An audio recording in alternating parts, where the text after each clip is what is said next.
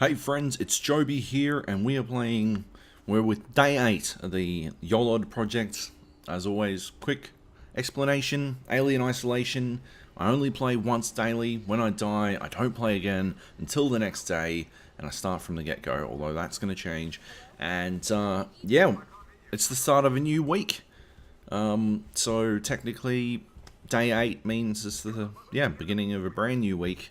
We're 1 week into the YOLO project, or we're past the 1 week portion, and yeah, feels good, man. I'm enjoying it. Tomorrow I'm going to get down to the business of sound in Alien Isolation, and today, so I'm going to talk about how things have gone since I turned off the music and a few other anecdotes about sound in games and stuff like that, but. Today, I tested some things instead.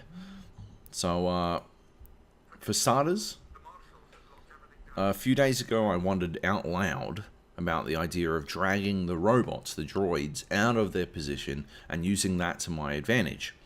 Today's testing reveals that that's not possible. They seem to be almost omniscient of your... Omniscient? Like, I've forgotten how to talk. Of your location until the moment that they return to their route, their walking path. You can, however, lure them out of position and then distract them or immobilize them, which is something I did with great success today. I was able to get 3 droids at once with 1 EMP thing, and then I just sprinted to the end, which probably wasn't the sanest thing for me to do, considering there was an alien in the area, but I risked it anyway. It's not the best plan if you're just entering an area, though, because, yeah, it'll sort of alert all of the aliens in the area, the droids in the area, and it just riles them all up. Anyway, my friend Luke correctly pointed out that you can change tabs when you're in the rewire, when you're using the rewire tool thing, and that's definitely an option, but it's more a tool to stop you from having to visit every single rewire station in that area. So there wasn't a secondary alarm system that I could turn off in the in Seegson Communications, and when I returned to the alarm system in Seegson Communications while the alarm was going to see if some stupid freaking droid had turned it back on.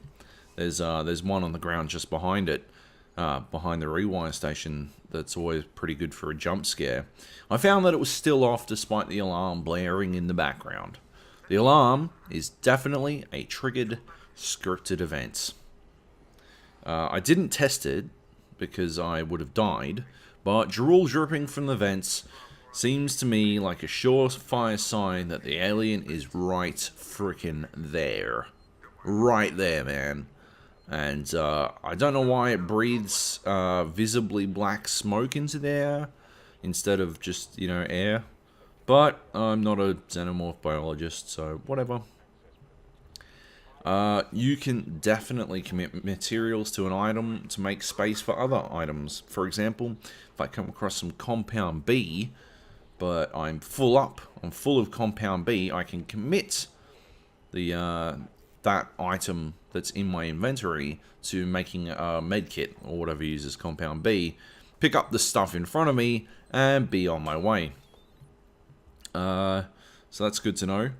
And the alien definitely doesn't give a shit about Seegson's crappy frickin' androids.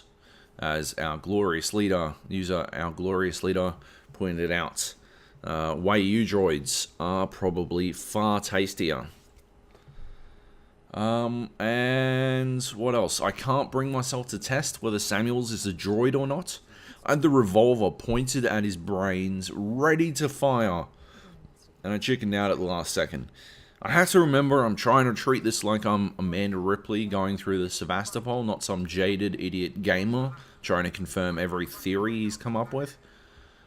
If he was a droid though, and he lived through the point-blank revolver shot, that would be quite the conversation. "Why did you shoot me, Amanda?" he would ask, calmly. And then Amanda would yell, Because I thought you might have been a droid and I'm genetically predisposed to hate droids. None of this is real. I figured I'd find out today before I died and started over tomorrow. Which would be some fourth wall breaking shit from Amanda, to be frank. Anyway, I teeter on the precipice of skipping the starting sequence and just beginning each day in Seegson Communications.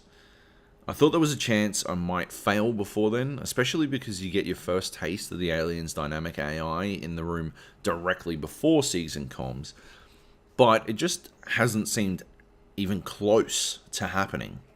Except for that first time that I died to it, I've never ever had a problem with it since then. My mate Junglist sarcastically pointed out that my supposedly deep criticism of the game at this point was going to wind up being a review of the tutorial levels of Alien Isolation, and I'm afraid he has a point. Even if I'm not dying over and over in the opening areas of Sevastopol, I'm getting extremely familiar with the area. A little too familiar, if you know what I mean. I'm afraid I don't.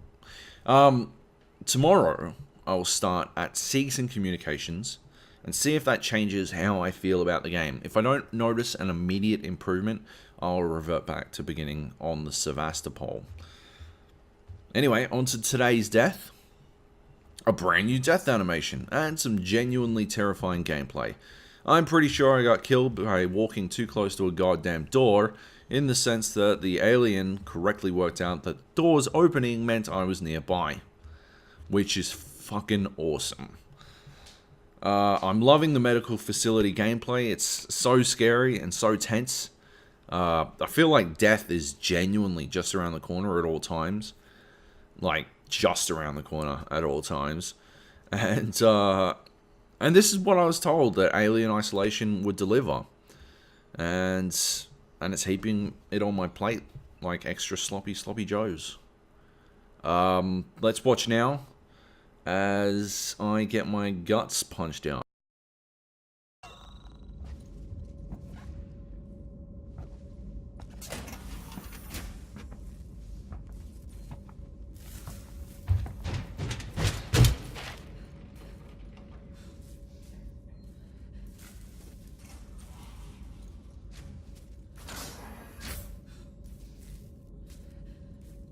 And that's day 8. Thanks for joining me as always. Watch the other episodes if you want. And I will catch you tomorrow with a big update. Okay, bye.